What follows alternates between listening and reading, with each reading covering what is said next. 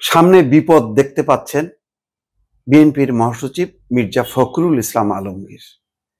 তিনি বলছেন যে নির্বাচনই শেষ কথা না, দেশে গণতন্ত্র ফিরিয়ে আনা, একটা রাজনৈতিক সংস্কৃতি প্রতিষ্ঠা করা, এটা বড় ধরনের একটা চ্যালেঞ্জ। তাই তিনি বলছেন যে আমরা ট্রানজিশনাল পিরিয়ডে আছি, একটা দোলাচল চলছে। খুবই সঙ্গত কারণে কিন্তু বলছে। আমি তো নিজেই ভিডিও করতে করতে ভাবছি যে ধরনের বিভিন্ন শক্তির উত্থান ঘটেছে, এই শক্তিকে কিভাবে রাজনৈতিক গণতান্ত্রিক সংস্কৃতির মধ্যে নিয়ে আসা যাবে, এটা খুবই কঠিন।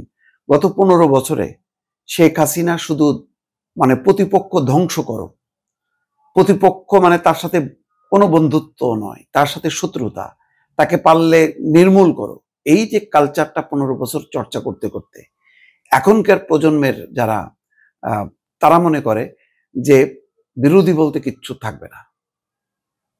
আওয়ামী লীগ আওয়ামী লীগ এবং তার যত আছে সব স্বৈরাচারের দোসর, ফলে ওদেরকে নির্মূল করো।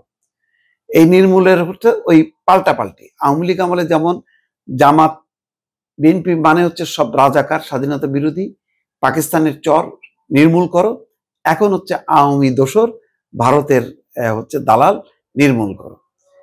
এইটা একটা কঠিন পরিস্থিতি, সেই পরিস্থিতি এখন টের পাচ্ছেন। আপনি দেখেন বিচারের দিনে সারা দেশ জুড়ে যেটা ঘটলো, এটা তো আওয়ামী লীগরা এটা বিচার বানচালের জন্য তারা নানা ধরনের চেষ্টা চালাবে, কিন্তু দেখা গেল ওই বিচারের পক্ষের যারা তারাও আবার আরেকটা গ্রুপ, তারা 32 নম্বর থেকে শুরু করে আব্দুল হামিদের বাসা বিভিন্ন জায়গায় নাশকতা শুরু করলো, মব তৈরি করলো।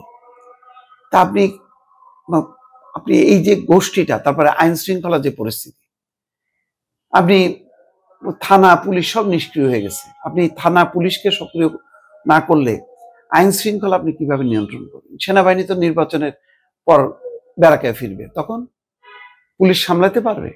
যে ধরনের দানবীয় শক্তির একটা উত্থান দেখা যাচ্ছে, আপনি এটাকে কি করবেন? তারপরও একটা বিভাজিত একটা নির্বাচনটা হচ্ছে, আপনি বলতে পারবেন না যে এই নির্বাচন বলা যায় যে গণ অভ্যুত্থানের পক্ষের শক্তির নির্বাচন, কিন্তু তার বাইরে সমালোচকরা তো রয়েছে, জাতীয় পার্টি আছে, আওয়ামী লীগ আছে, তাদের রাজনীতির সুযোগটা কোথায়? তাদেরকে সব মিলাইলে কিন্তু তারা 30 থেকে 40 ভাগ। এটাকে উপেক্ষা করে আপনি কি গণতন্ত্র কায়েম করবেন, কি সংস্কৃতি চালু করবেন?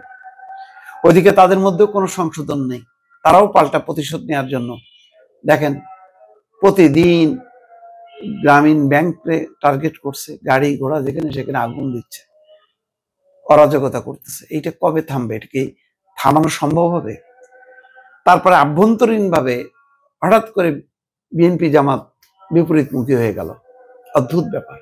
একসাথে লড়াই করলো 15 বছর, আজকে নির্বাচনকে সামনে রেখে এই গণভোট, জুলাই সনদ, নির্বাচিত পার্লামেন্ট এইটা বাস্তবায়ন করবেন, এই সমস্ত ধোয়া তুলে একটা বিভাজন ঘটে গেল। কিছু কিছু মৌলবাদী শক্তি, উগ্রবাদী শক্তি বলে যে কাদিয়ানীদের নিষিদ্ধ করো, শরিয়া আইনের মতন করে এই চালু করো, নারীদের 5 ঘন্টা কর্মঘণ্টা।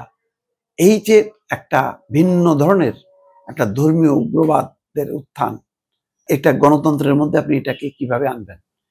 সবার অধিকার, সব ধর্ম, সব লিঙ্গর অধিকার, সব সম্প্রদায়ের অধিকার, সেগুলিকে আপনি কিভাবে এস্টাবলিশ করবেন? কঠিন চ্যালেঞ্জ।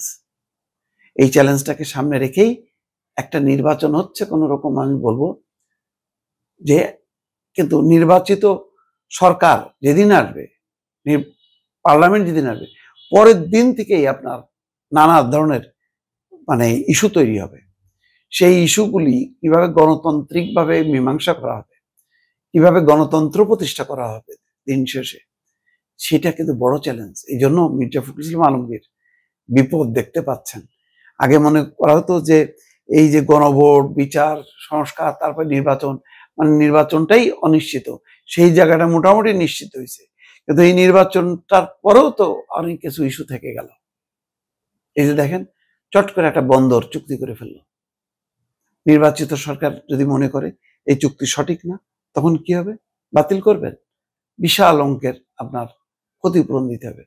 এবং এই চুক্তির নেপথ্যে কারা কিভাবে যুক্ত আমরা তো কেউ জানি না, কিন্তু হয়ে গেল। কিন্তু এই কাজ, নীতি নির্ধারণী এত গুরুত্বপূর্ণ কাজ কিন্তু করার কথা না। এই ধকল, এই 15 বছর এবং এই 1 বছরের যে ধরনের মব, যে ধরনের বিভিন্ন ব্যক্তি স্বার্থের যে কর্মকাণ্ডগুলো হয়েছে, এইগুলো সব তো নির্বাচিত সরকারের উপরে চেপে পড়বে। তখন কি হবে? ফলে গণতন্ত্র প্রতিষ্ঠা করাটা আসলে খুব চ্যালেঞ্জ হয়ে গেল, খুবই চ্যালেঞ্জ হয়ে গেল। আওয়ামী লীগ ওই এখন বাইরে বসে গণতন্ত্র কথা বলে, আইনের শাসনের কথা বলে। তারা নিজেরা কি করছে? এই শক্তিকে আপনি ডাকবেন যে আসো, ঠিক আছে, যাওয়ার? এত ভয়ঙ্কর একটা দানবীয় একটা ফ্যাসিস্ট শক্তি। এদেরকে নিয়ে কিভাবে আপনি গণতন্ত্র কায়েম করবেন? একটা অসম্ভব অবস্থানের দিকে চলে যাচ্ছে বাংলাদেশ। সে কারণেই মির্জা ফখরুল ইসলাম আলমগীর বিপদ দেখছেন সামনে।